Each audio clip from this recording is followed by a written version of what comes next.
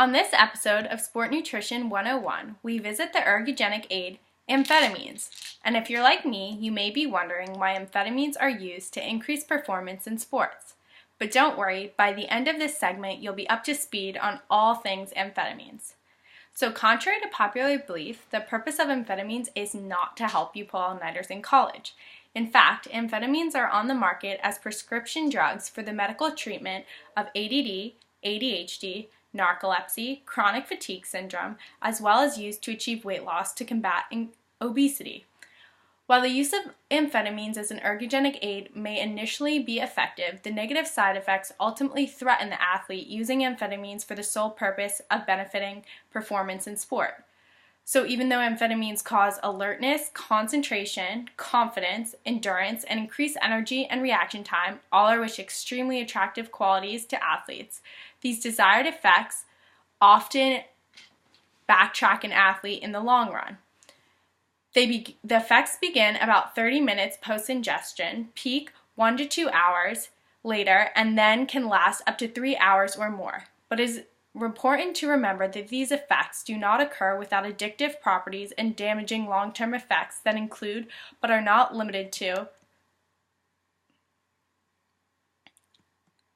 things such as abdominal pain, angina, anxiety, confusion, delirium, paranoia, dizziness, hallucinations, hypertension, insomnia, irregular heartbeat, vomiting, and even death. There was a famous cyclist who died after reported use of amphetamines after a long race.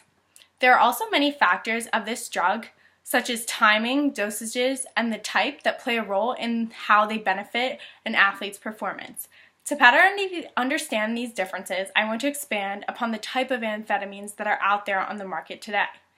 The most common prescription amphetamines include Adderall, Ritalin, Concerta, Desicin, Dexedrine, and Dextrostat. These drugs are all pretty much used to treat ADD, ADHD, narcolepsy, chronic fatigue disorder, and induce weight loss, like I mentioned before. But it is important to understand that each of these drugs are different, despite their similar chemical makeup and properties. For example, one person may really benefit from taking Ritalin but see no positive effect when they take Concerta.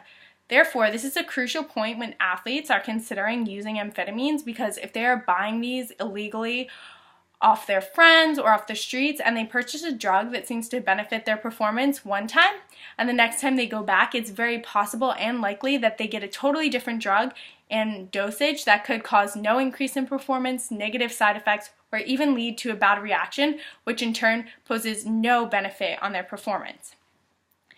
Amphetamines have become increasingly popular in sports such as baseball, football, cycling, and other endurance sports where people need to stay awake and alert for long periods of time.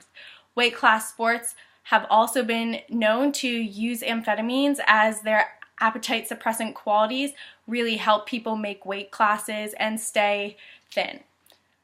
So athletes may want to think twice before popping an Adderall before a game, as they are banned as an ergogenic aid by American Professional Sports, the IOC, and the NCAA unless prescribed by a doctor. Make sure to also watch out for products such as energy drinks and pre-workout that often secretly hide amphetamines into their ingredients, because testing positive for amphetamines could really damage the remainder of an athlete's season or even career. Thank you for tuning in to this episode of Sport Nutrition 101. For more information on amphetamines, please check out the Ergogenic Aid brochure on this topic.